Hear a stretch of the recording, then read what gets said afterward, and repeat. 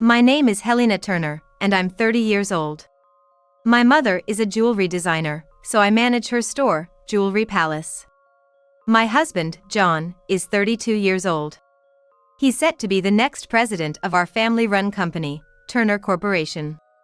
John and I have completely opposite personalities. But we mesh well together, and have never fought once in our 5 years of marriage. We started fertility treatments 2 years ago. John's company is run by his father and his 2 uncles, but John is the only male heir. John's presidency seems likely to happen sooner than we thought. The expectation turned towards me to bear an heir. One day, I was contacted by a woman claiming to be John's mistress, Wilma. She suddenly declared that she was pregnant with John's child. I'm going to inherit both John's genes and his fortune, she boasted. I coolly replied. Then you'll be inheriting his AIDS too, huh? What? She was momentarily speechless, but then said, I've known about John having AIDS for a while now. This was an unexpected turn. It seemed like a game of wits was about to begin.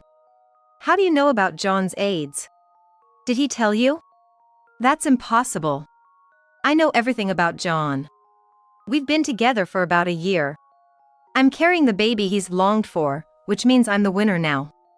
The Turner Corporation is a family business, meant to be passed down to blood relatives. He's going to be the young president. His duty doesn't end there. He should have a male heir to continue his legacy. You've had a hard time with the fertility treatments for 2 years, Helena. I've heard it's tough mentally and physically. But that's all in the past now. I'm going to give birth to John's child and be recognized as the rightful successor. Fine by me. But we'll be doing a DNA test. If it turns out to be John's child, I'll step aside. I married John with full awareness of these conditions, including the need to have a child. If your baby is really John's, I'll have to reconsider my position. So, let's do the DNA test and prove it. I'm actually relieved that a child is on the way. Oh, how embarrassing for you. Trying so hard for 5 years and getting nowhere. It's finally my time. I've become the woman needed by the Turner family. So, you'll be divorcing John, right? Your role is over now. Just leave him and the house. Hearing Wilma's voice for the first time, I could tell she was in her mid-20s, but she lacked intelligence in her speech. I couldn't believe John would fall for someone like her. But if John has AIDS, won't it affect the child? We need to do thorough testing, including for that. As you know, John is in line to become the next president. If you're going to have a successor, it needs to be healthy. John's parents will insist on exhaustive tests. Have you checked if you're infected with AIDS? Well, you're really optimistic and mentally strong. Normally, when a husband's mistress suddenly shows up and says she's pregnant with his child, most wives would get furious. But you're not even flustered. Did you know about me? If John could live so carefree without getting flustered in front of you, then I gotta say, I see him in a new light. Honestly, I had a hunch that John had a mistress. After hearing John had AIDS, I thought it was a one-time thing from a fling. In our family environment, where getting flustered doesn't cut it, I tried to convince myself it was okay for him to have a mistress or 2. Since he got a mistress, John seemed unsettled and constantly trying to please me. So, you don't really love John, do you? I heard from him it was a marriage of convenience. Otherwise, why would someone as outgoing as you marry him? John's a quiet man who spends his free time reading. I can't imagine you two building a comfortable home together. Our marriage did start off like a formal arrangement. John, shy and earnest, was more intriguing to me than any other man I'd met. Our marriage wasn't just for the sake of our families, though it was beneficial for both.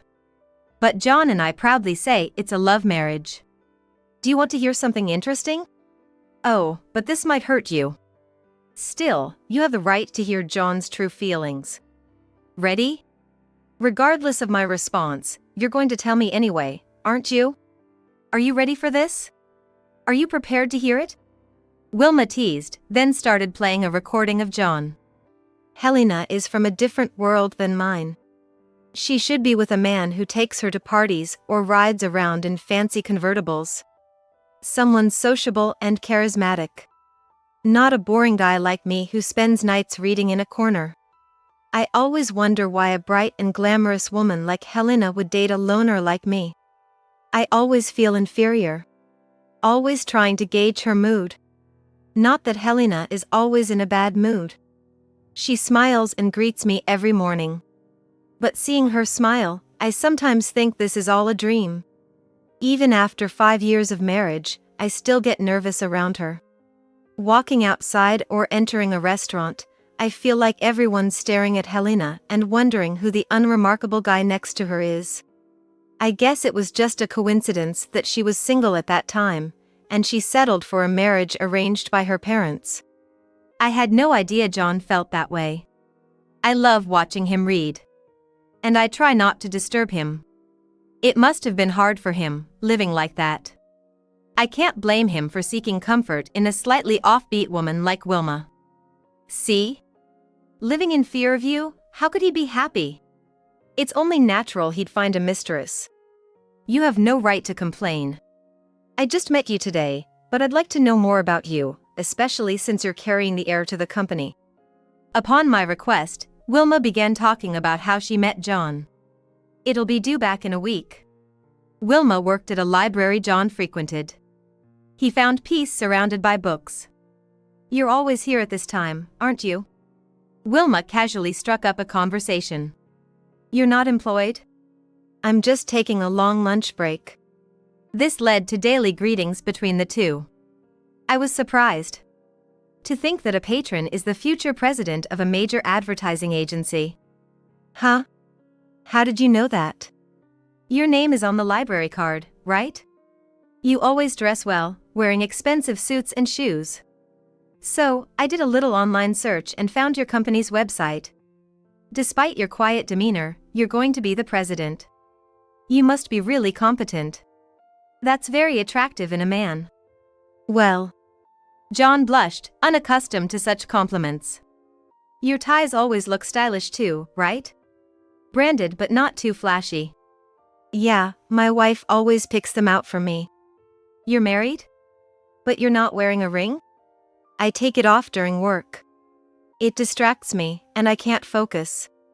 My wife's a bit upset about it. Her mom's a jewelry designer. My wife used to aspire to be one too, and she designed our wedding rings. She worries I might lose it someday because we can't replicate the exact design. You really come alive when you talk about your wife. She must be wonderful. I'm kinda jealous. John pretended not to hear and dodged Wilma's comment. She was at the peak of her jealousy. She had thought he was single. A little search and there he was, introduced as the future president of a fairly big company. A chance like this doesn't come often. I won't give up just like that. I've finally found my prince. Wilma did something a bit naughty. What? John was surprised on the phone. Surprised? Yeah. I wanted to surprise you. How did you get my phone number? I saw it on the library card. Is that okay? That's personal information. You shouldn't do that, it's wrong.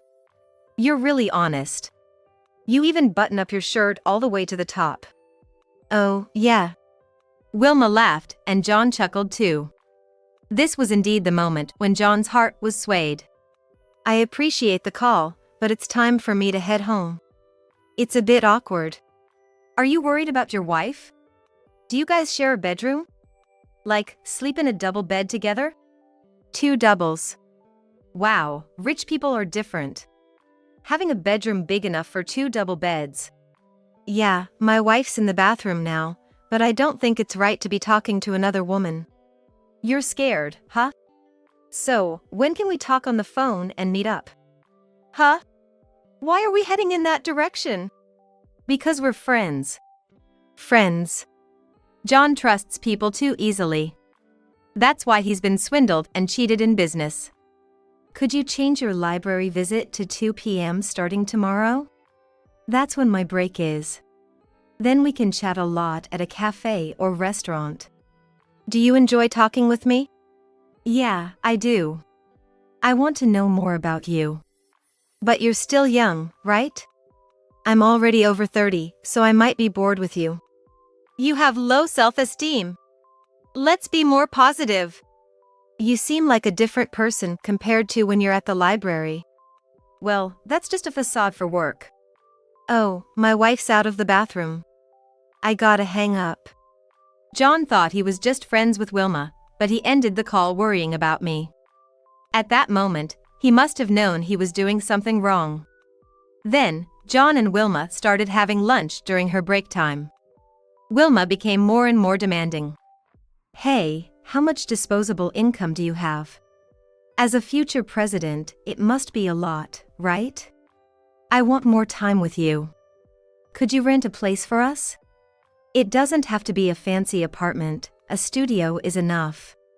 I just want a space for just the two of us. Normally, anyone would understand this as wanting to be a mistress. But John hadn't thought that deeply.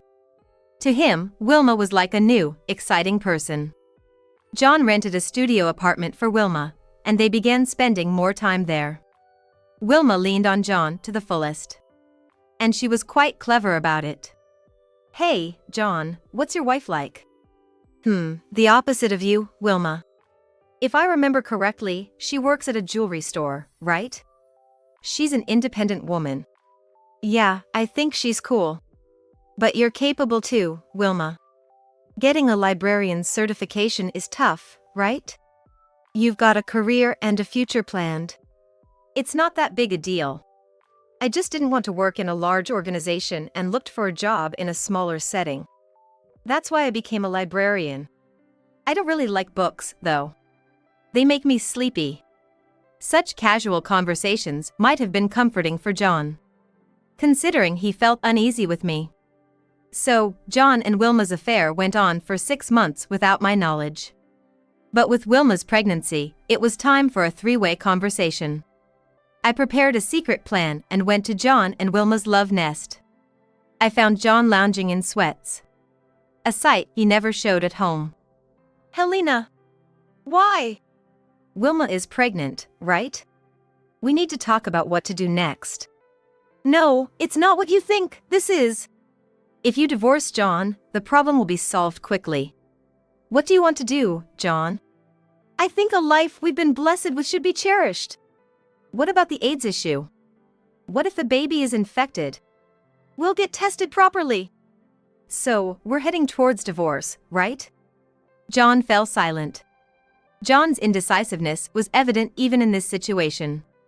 Hey, did you tell Helena about having AIDS? We heard the test results together. John had a high fever and we weren't sure if it was a cold or the flu, so we went to the hospital. That's where we did the blood test and found out it was early-stage AIDS. Since then, John's been on medication to suppress the onset. By the way, I tested negative. Did you get tested for AIDS, Wilma? Even if you didn't, I know your results. John, do you know what Wilma does for a living? She works at a library. That's her daytime persona. At night, she's working at a nightclub. What? Wilma, is that true? Listen, John. You got AIDS from Wilma. She contracted it while working in the sex industry and passed it on to you without saying anything. Got it? What? What's that all about? If everything's out in the open, no point in hiding it. Yes, that's right. I thought if John got AIDS, Helena would leave him. That's why I had unprotected sleep with him. That's unbelievable. But now, having AIDS doesn't mean death. I'm on medication too. And another thing, you're not pregnant, are you? What basis do you have to say that? You just want to believe that because you couldn't get pregnant. You're just jealous. That's a low way to lead the conversation. A friend of Wilma's mother, a regular customer at my store, spilled everything. She showed me the email exchanges as evidence. Can you still be so confident? Actually, a regular customer at my store was the mother of Wilma's friend. When Wilma's friend came to buy an engagement ring and saw my name, she realized I was the wife of the man Wilma was having an affair with. Feeling sorry for John and me, she betrayed Wilma and showed me the emails. She was so disgusted by Wilma's double life that she wanted to cut ties with her. I'm so frustrated with him, he's so indecisive. But he doesn't interfere much and mostly reads books, so he's harmless. My plan was to get into the Turner family by manipulating him. I infected him with AIDS to make Helena leave him. Then it's just a matter of marrying him. Claiming to be pregnant seemed the fastest way. Doesn't matter if I'm really not pregnant. I can just say I had a miscarriage after we're married. Fooling him is easy. I want to be a wealthy wife, living a life of leisure. Have a maid for housework, enjoy spas and nail salons. Once I marry him, I'm set for life. What a great catch he was. He's so gullible, believes everything, never doubts or denies anything I say. I might be able to move into his penthouse soon. Here I am in this tiny studio, and there's Helena, living in luxury. It'll be easy to take her down a peg. A wedding? Oh, I'll make it grand. You'll be invited. Look forward to it. John's expression darkened rapidly. Even he, as oblivious as he was, must have realized he was being used. So what? I'll use any means to get what I want. You were after John's background from the start, weren't you? So, you're not pregnant? Not right now. But John, we can try, right? I'm only 25. I can easily have 3 or 5 more kids. John's company requires a male heir, right? So, it's a no-go for the future too. I'm confident I can give birth to a healthy heir. We've been doing infertility treatments for 2 years, but it's on hold now because of John's AIDS. They said it almost certainly won't affect the baby, but it's not 100%. We were waiting to see how John's treatment goes. John, don't you have anything to say? Wilma deliberately infected you with AIDS. I see it as punishment for betraying Helena. I have brought it on yourself. I felt crushed under the pressure of having to produce an heir. Indeed, after 5 years of marriage without a child, infertility was a possibility. That's why I underwent IVF and artificial insemination. It was physically and mentally tough, and the despair when implantation didn't happen. And then, John getting AIDS, why should I bear all this burden? Helena, I'm sorry. Really sorry. John, now we can be together openly. We can hold hands outside, come home to the same house, no need to sneak around anymore. Helena can live on her own, but I only have you, John. You grew up in a wealthy family, never struggling for money. Then you chose a rich husband. What's the thinking behind that? Do rich people marry each other to maintain their lifestyle or because they share similar values? What's the point of marriage? You don't cook, rely on a housekeeper for chores, it's easy for you. And Helena, you always seem so condescending. Sure, you live a celebrity life, but do you realize how you look down on nightclub workers? I don't discriminate based on occupation, but let's be honest, working in the industry isn't exactly normal. I mean, if your daughter said she was becoming a sex worker, could you honestly be happy? Proudly announce it to friends and relatives? You can say that because you're rich. Is it so wrong for those who have less to lean on those who have more? At the very least, you lied and deceived, didn't you? Even after reading that shocking email, John still chooses Wilma? Then let me deliver the final blow. The emails your friend leaked weren't the only ones. I can show you the rest right here. Wilma clearly became nervous, her eyes darting around. She obviously didn't want that content to be heard. It might be troublesome. I have AIDS, right? And I might have passed it to a client, who could sue me, along with his wife. The husband goes to a nightclub because he doesn't want his wife, and then when he gets AIDS, she suddenly shows up. Don't you think that's pathetic? A lawsuit? I'm not scared at all. The client knew the risks. Doesn't his wife feel embarrassed? Her husband got AIDS from someone. That's something an old lady would do. It's so annoying to be an old lady. Wilma seems to be spreading AIDS, but is she getting proper treatment? She seems to be living recklessly, involving others in her situation. So, Helena, why did you come here today? To show me the emails between me and my friend? That's a pretty weak weapon for storming into your lover's place. Oh, right, that was my main purpose for coming today. Here, this. I handed John the divorce papers. All it needs is your signature. I'll file it at the lawyer's office immediately. This is what you and Wilma wanted, right? But, John and Wilma, you'll be paying me a fair amount in alimony, thank you very much. Wait, Helena! Stop with the divorce and alimony talk. Please! What? After indulging in your desires and getting aids from your mistress, who would want to stay with you for life? I thought John would confess the truth when he was diagnosed with AIDS. It was obviously contracted through sexual intercourse with another woman. But John never mentioned it. I waited, hoping he would be honest. If he had confessed then, I might not have considered divorce. But now, it's too much. A kind lie isn't kind. It's different. I was deceived at the beginning. We went out for dinner, then drinks one night. I got so drunk, I blacked out. When I woke up, I was in a hotel bed with Wilma beside me. I panicked because I really didn't remember anything. Then Wilma started crying. I thought she took the morning after pill, so I was relieved. Then she said she was pregnant. It was supposed to be good news, I wanted kids too. But thinking it would be the end with Helena, I didn't know the best way to handle it. I just kept going with Wilma aimlessly. You've had quite the life, going back and forth between your main and secondary homes. Enjoy your life with Wilma, I'm gladly giving John to you. Let's have a proper conversation, Helena. You're too emotional right now to make a calm decision. Let's cool down and talk later. Divorce isn't the best option. Wait, John, what do you mean? Helena is saying she wants a divorce, that should be great for you. I'm perfectly calm. No matter what twist happens, I have no intention of getting back with John. Just imagine the loss for Turner Corporation.